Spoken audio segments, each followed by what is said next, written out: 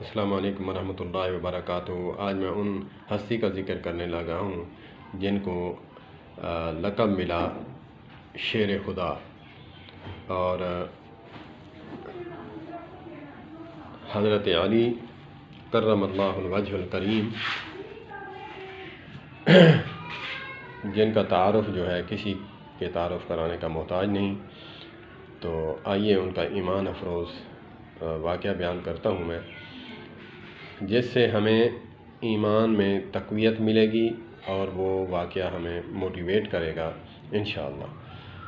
تو ایک دفعہ جنگ کے دوران جب کسی کافر کا سامنا ہوا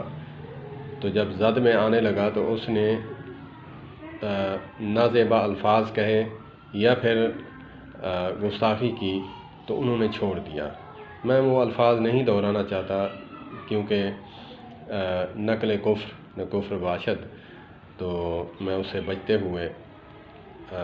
جو ہے میں بات اجمال میں کروں گا کہ جب گستاخی کی تو انہوں نے فٹافٹ اس کو چھوڑ دیا۔ تو حیرت سے دیکھنے لگا اور پوچھا کہ آپ نے مجھے چھوڑ دیا؟ اور کہا کہ جب میں پہلی دفعہ تجھے مار رہا تھا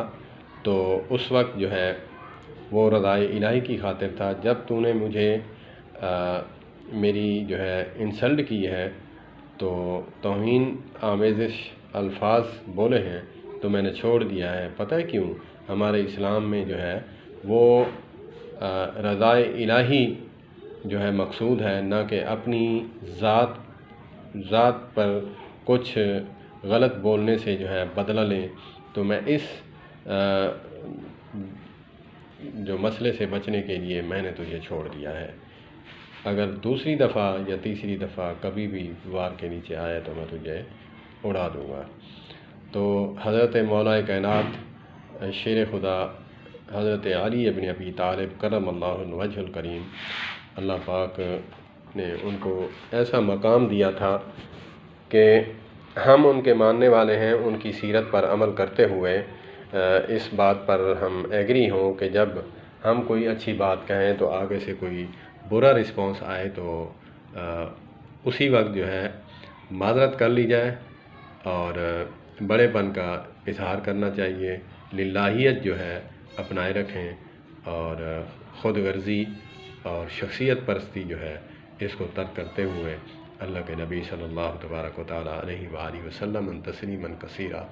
کروڑوں رحمتیں ہوں ہمارے آقا نامدار حبیب کبریا محبوب کبریا مشفق انبیاء رحمت للعالمین کی سنت پر عمل کرتے ہوئے مولا کائنات حضرت علی ابن ابی طالب کرم اللہ وجہ الکریم علیہ الصلاۃ والسلام کے نقش قدم پر چلتے ہوئے ہم جو ہے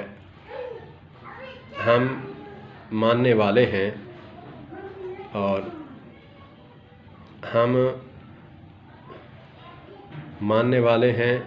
اور ان کو بھی مانیں، ان کی ذات کو بھی مانیں، ان کی بات کو بھی مانیں۔